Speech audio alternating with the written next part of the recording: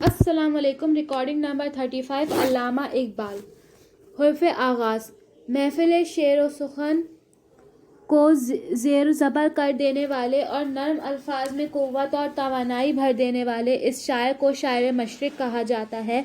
حکیم الامت بھی نام، تخلص اور شخصیت ایک جمع ہے، یعنی اقبال۔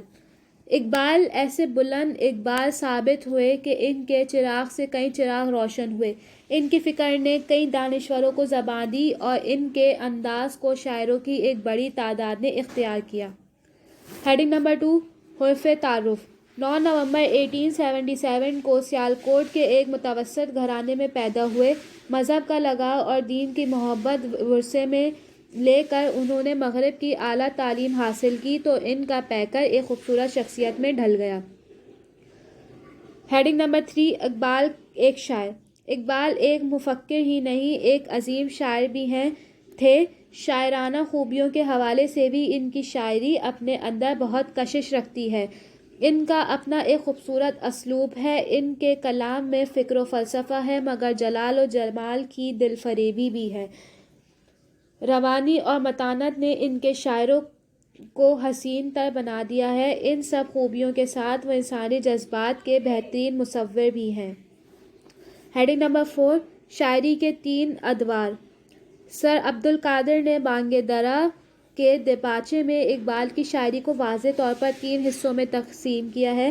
پہلا دور داغ کی شوخی اور غالب کے فکر سے آراستہ ہے، مگر اسی دور میں شاعری کی جستجو اور حسن فطرت خاص طور پر محسوس کیے جا سکتے ہیں۔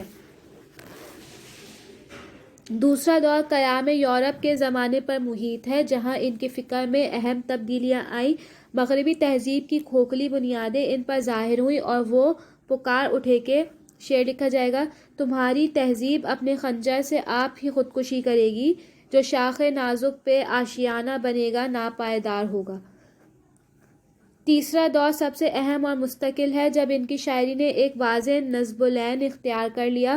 مقصد شاعری پر غالب آ گیا اور انہوں نے تمام شاعرانہ صلاحیتیں مسلمانوں کی اصلاح اور ملت کی تعمیر کے لیے وقف کر دیں۔ Heading number 5۔ انداز بیان۔ علامہ اقبال کا سارا شعری سرمایہ ان کے خوبصورت انداز بیان کی دلیل ہے۔ انہوں نے نظم کے لیے بھی غزل کا نرم، شیریں اور حسین لہجہ اختیار کیا۔ ان کا کمال ہنر یہ ہے کہ انہوں نے غزل کے روایتی بتوں کو پاش کر دیا۔ شعر میں زندگی اور عمل کی حرارت شامل کی مگر شعریت کو کہیں بھی ہاتھ سے نہ جانے دیا۔ یہی وجہ ہے کہ ان کا کلام ادب عالیہ میں شمار ہوتا ہے۔ Heading number 6۔ شاعرانہ مصوری۔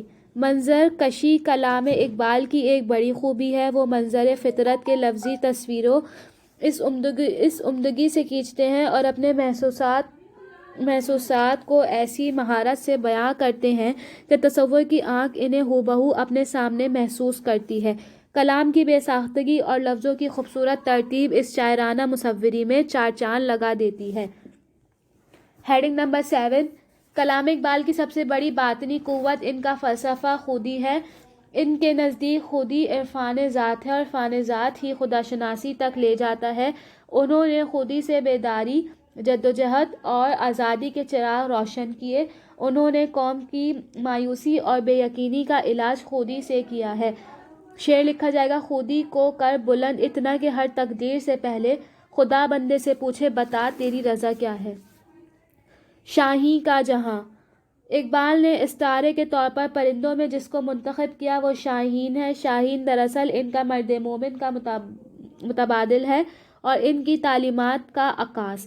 ذہنی طور پر کسی شکست خوردہ قوم کی بیداری کے لیے شاید اس سے بہتر علامت کوئی ممکن نہیں۔ اقبال کو شاہین پسند ہے، اس لیے وہ مردار نہیں کھاتا، خوددار اور غیرت مند ہوتا ہے۔ بلندیاں اس کی فطرت میں ہیں اور مسلسل حرکت اس کی زندگی ہے۔ شعر لکھا جائے گا۔ نہیں تیرا نشیمن قصر سلطانی کے گنبد پر، تو شاہیں ہے بسیرا کر پہاڑوں کی چٹانوں پر۔ Heading number 8۔ عشق و عقل کی کشمکش۔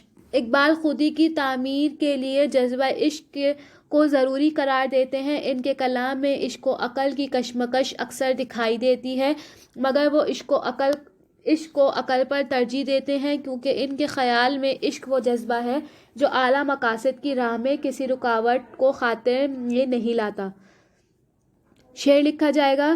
صدقے خلیل بھی ہے عشق صبر حسین بھی ہے عشق، معرکہ وجود میں بدر و حنین بھی ہے عشق۔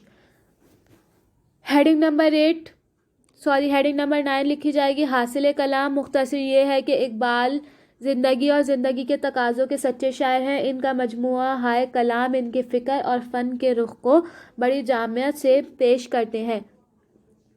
کچھ ان کی تصانیف ہیں وہ لکھی جائیں گی۔ لائن سے پہلی تصنیف بانگ درا جد و جہد کی روح پیدا کر کے منزل مراد کی طرف لے جاتی ہے۔ دوسری لائن بال جبرائیل ہر مایوس اور دل شکستہ کو قوت پرواز عطا کرتی ہے۔ تھرڈ لائن ضرب کلیم ہر عہد کے فرعون کے خلاف اعلان جہاد پر اکساتی ہے۔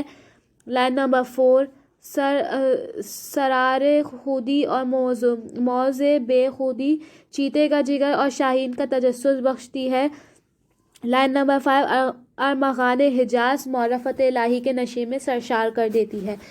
ہیڈنگ نمبر 10 نقادوں کے آرا اقبال بر صغیر کے ہی نہیں بنی نوع انسان کے لازوال تہذیب کے ایک برگزیدہ مفکر اور شاعر کی حیثیت سے ہمیشہ یاد رکھے جائیں گے۔ بریکٹ میں لکھا جائے گا بابا اردو مولوی عبدالحق۔ اس کے بعد نیکسٹ لائن لکھی جائے گی۔ اقبال صرف مسلمانوں کی بیداری اور ان کی آزادی کے مفکر اور فلسفی حیثیت سے زندہ نہ رہیں گے بلکہ ایک ایسے قدر اول کے شاعر کی حیثیت سے بھی جو غیر معمولی حسن اور طاقت سے بھرے گیت گاتا تھا۔ بریکٹ میں لکھا جائے گا سید احتشام حسین۔ ختم۔